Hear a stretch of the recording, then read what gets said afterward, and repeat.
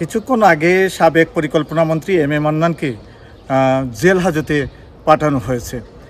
গতকাল রাত 10:15টায় তার শান্তিগঞ্জের বাসভবন থেকে 60-70 জনের পুলিশের একটি দল পুলিশ সুপারের নেতৃত্বে তাকে গ্রেপ্তার করে সুনামগঞ্জ সদর থানায় নিয়ে আসেন এবং সুনামগঞ্জ সদর থানায় রাত্রি যাপন রাতে তিনি সুনামগঞ্জ সদর থানায় তাকে রাখা হয়েছিল।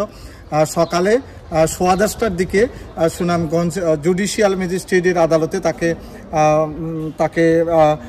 তাকে প্রেরণ করা হয় এবং আদালতে আসামি পক্ষের দুজন আইনজীবী তিনি অসুস্থ বয়স্ক বিবেচনায় তাকে জামিন দেওয়ার আবেদন করেন এবং একই সঙ্গে তারা বলেন যে জামিন দেওয়া না গেলে তাকে যাতে হাসপাতালে প্রেরণ করা হয়।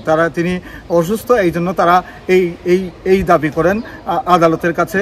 কিন্তু আসামি বাদী পক্ষের আইনজীবী যারা তারা বলেছেন যে এখানে আজকে যেহেতু যে মামলায় তাকে গ্রেপ্তার করা হয়েছে অর্থাৎ গত 4 আগস্টের একটি দ্রুত বিচার আইনের মামলায় 4 আগস্টে সুনামগঞ্জে যে ঘটনা ঘটেছিল এই নিয়ে যে মামলাটি হয়েছিল দ্রুত বিচার আইনের মামলায়, এই মামলায় 99 জনের নাম উল্লেখ করে মামলাটি করা হয়েছিল 200 জনকে আসামি করে। এই মামলার তিনি 2 নম্বর আসামি। যেহেতু দ্রুত বিচার আইনে মামলাটি হয়েছিল বাদীপক্ষের আইনজীবীরা বলেছেন যে দ্রুত বিচার আইনের আদালতেই এই বিষয়টি নিষ্পত্তি করতে হবে এবং তারা বলেছেন যে যেহেতু আজকে দ্রুত বিচার আইনের বিচারক উপস্থিত নেই সেহেতু দ্রুত বিচার আইনের বিচারক উপস্থিত থাকলে সেদিনই এই বিষয়ে শুনানি হতে পারে এবং তারা একই সঙ্গে বলেছেন যে পুলিশও যেহেতু তার রিমান্ড চাইবে সেহেতু সবকটি বিষয় সংশ্লিষ্ট আদালতেই সুরাহা হতে পারে।